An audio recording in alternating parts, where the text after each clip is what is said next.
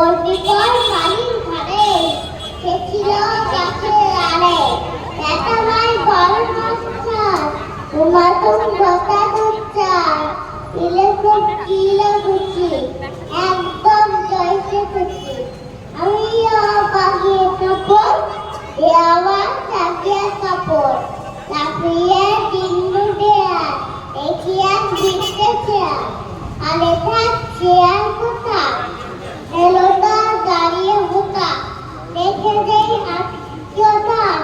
কুকুরও জুললে ছোটা আমি কই কর্ম কাবার কুকুরে করবে সাবার বাবা গো মা গো বলে